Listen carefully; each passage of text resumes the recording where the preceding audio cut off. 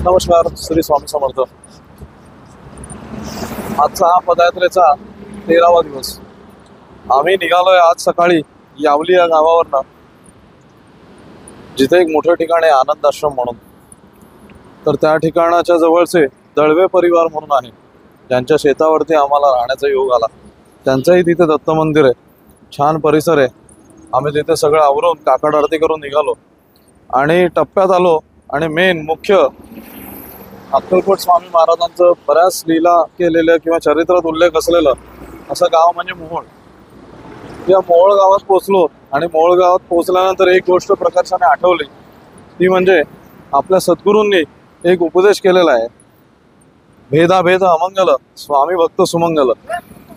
या उपदेशाला अनुसरून ते कसे वागले स्वतः आणि आपल्यालाही कसं तसं आचरण करायला लावतायत, याचं एक उत्तम उदाहरण म्हणजे अक्कलकोट स्वामींच्या चरित्रात उल्लेख असलेले बोटे स्वामी म्हणून आहेत, ज्यांचं स्थान मोहोळमध्ये आहे आतमध्ये। तर आम्हाला तिथे 2 पदयात्रेमध्ये जाण्याचा योग आलेला होता सद्गुरूंच्या आज्ञेनुसार, मार्गदर्शनानुसार। ब्रह्मोदू स्वामी सुमंताश्रमजी महाराज म्हणाले की आपलं मूळच असं आहे की भेदाभेद करायचाच नाही। अक्कलकोट स्वामी ज्या वेळेला देहातनं संचार करत होते त्यावेळेला स्वतः ते बोटे स्वामींना भेटलेले होते, दोघांची भेट झालेली होती। दोघेही गुरुतुल्य गुरुसमान असे आपल्यासाठी असणारच। त्याच्यामध्ये भेद आपणही करायचा नाही असं आपले सद्गुरू सांगतात, आणि त्यांनी केला नाहीये त्यांच्या कृतीतनं, हेही आपल्याला सद्गुरू सांगतात।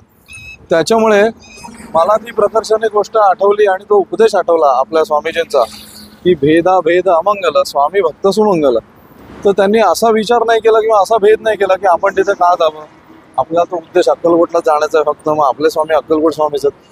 पण हो, त्यांनी नेहमीप्रमाणे चरित्राच्या नुसार आणि जेवढी चरित्र त्यांनी वाचली, ज्या चरित्रांचं त्यांना अनुकरण करायचं होतं त्यानुसार त्यांनी ठरवलं की भेदाभेद करायचा नसेल तर गुरुतुल्य गुरु व्यक्ती ज्या आहेत त्या एक समानच असतात।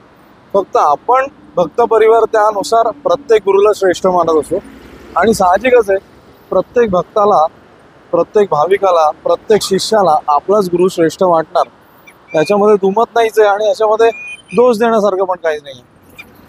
पण आपल्या स्वामीजींना तर सुंदर त्याला पर्याय दिलेला आहे की भेदाभेद अमंगल स्वामी भक्त सुमंगल, म्हणजे आपल्याला त्याच्यात भेदच करायचा नाहीये। हे आचरण पदयात्रेत होतं, आणि पदयात्रा ह्याच्यासाठीच उत्तम आहे की पदयात्रेत कोणाचाच भेद नाहीये। तुम्ही समोर बघताय की सगळे चालणारे एका दिशेने चाललेत, एका रांगेत चाललेत, एका व्यवस्थेत चाललेत आणि एकाच गुरुचा नामघोष करत चाललेले, त्याच्यात कोणताच भेद नाहीये। भले सगळ्यांच्या कुलदेवता वेगवेगळ्या आहेत, सगळ्यांच्या ग्रामदेवता वेगवेगळ्या आहेत, सगळ्यांच्या आवडत्या देवता वेगवेगळ्या आहेत, पण आज या 15 दिवसामध्ये मात्र त्यांच्यामध्ये भेद कुठेही नाही आहे। ते खरं आचरण काय करतात सद्गुरु उपदेशाचं, भेदाभेद अमंगल स्वामी भक्त सुमंगल। धन्यवाद, नमस्कार।